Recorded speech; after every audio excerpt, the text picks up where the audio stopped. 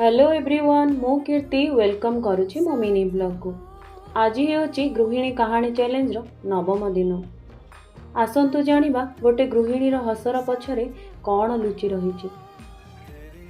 गोटे गृहिणी रो हस को देखि समस्ते कहती तू बहुत खुशी रे अछु बोली।